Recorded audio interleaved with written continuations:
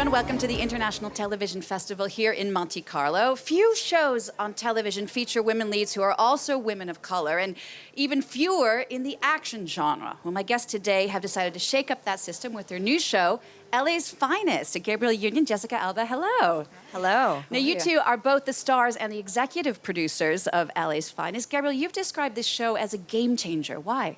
I mean, because for the first time in history, we have seen two women of color starring in front of and behind the camera in an action genre piece. And the fact that that is groundbreaking in 2019, sad but encouraging. So we're hoping that, you know, now that we've gotten, or sort of stolen, cajoled seats at the table, we're holding that door open wide for as many people to follow as possible, and to empower as many folks in marginalized communities as possible to have more transformative and widely representative art.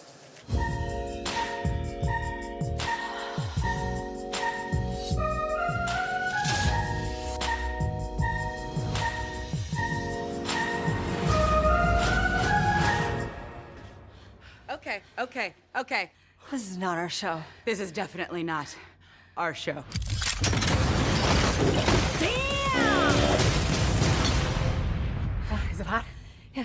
Now, just to bring our viewers up to speed, in this show, Gabrielle, you play Sid, which was a character who was introduced in Bad Boys, the movie's Bad Boys 2, with Will Smith and Martin Lawrence.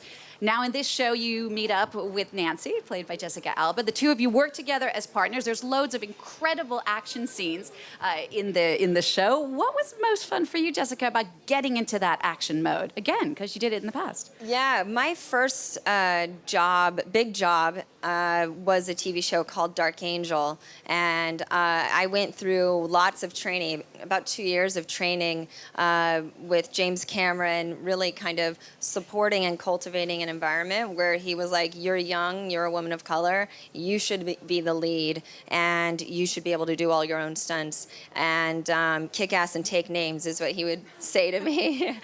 And I was like, all right, Jim. I took that, really that mentorship from him, and that's how I sort of operated in my career.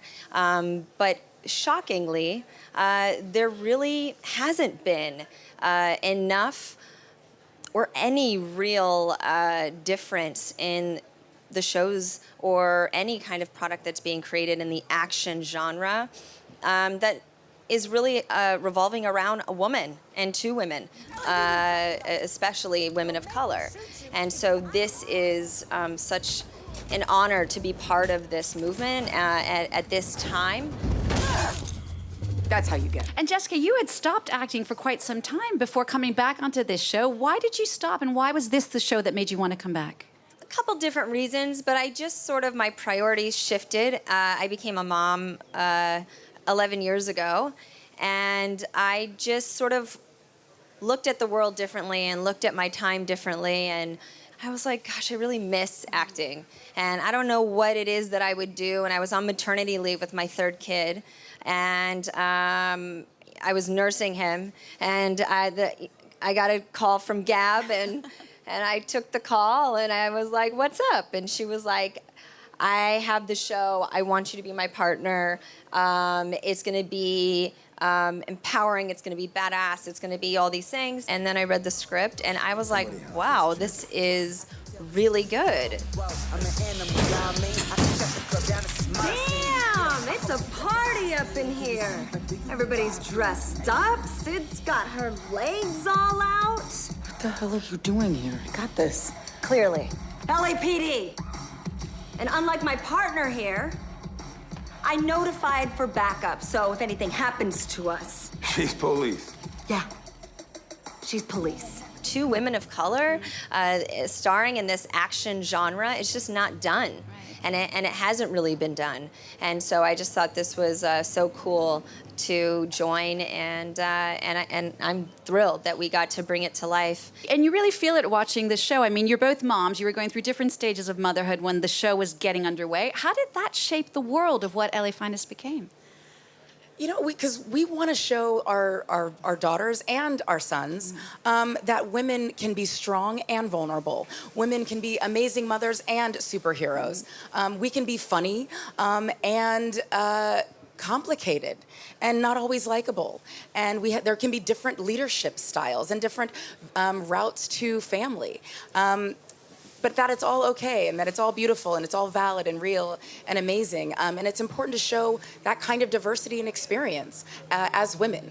You know, to have two women that approach things in life differently. They don't always have to agree, but they can have conflict resolution in a reasonable, timely fashion that doesn't involve table flipping and, you know, name calling. And I think that's important, and I think hopefully we reflect that in the series. What are you doing anyway? Dating. Online? Don't judge me just because you're out of the game. I'm not out of the game. I won the game. You did not win the game. The game played you. Well, does the game make you breakfast in bed or fix a leaky faucet? My building has maintenance and food can be delivered. Oh, whoa. Check that out. Oh, is that a Toblerone? Guess again. Oh, God. You both have been in this business a long time. Of course, the stories of sexism in Hollywood are rampant. What's one worst example of sexism when you just said, you know what, this is not okay? Something where you just knew things had to flip. All of them. Really? Everyone. Yeah, you experience it all day long, every day, and even in corporate America. I experienced it, and even when I was raising money for my company, I experienced it, and you just get sort of used to that, and then I think for us as women, where we are, we can choose to pretend like it's not happening, or we can stand up.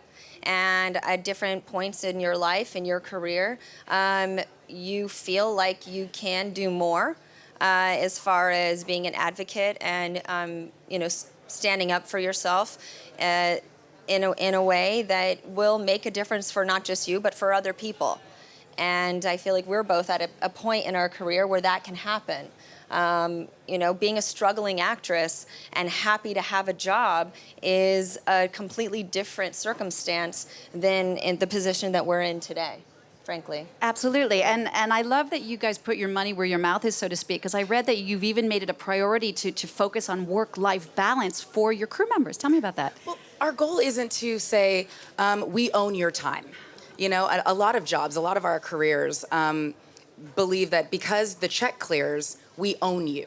We don't believe that. We believe that this job is a piece of your life, and we don't want to make you miserable on the job to then go home and be miserable in the rest of your life. We want to make sure that we have a family-friendly set. We want to make sure that we have equity. We want to make sure that our production in front of and behind the camera actually looks like the global community.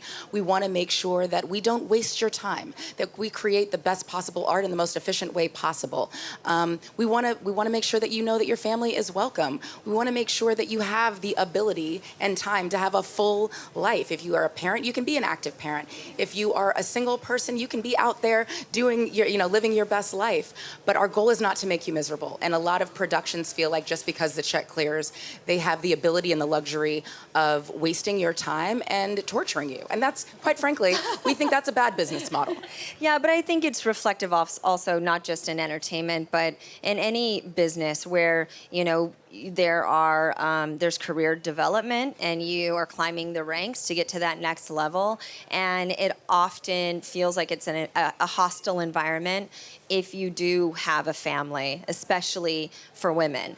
I've been told we aren't paid equally because we don't put as much into it as a man because we chose to have children, which is completely bizarre because all of my female employees who have had kids actually bring more to the table and are more efficient employees and can multitask like rock stars. And so I think they should be paid fairly, they should be supported and encouraged, and they should be the boss.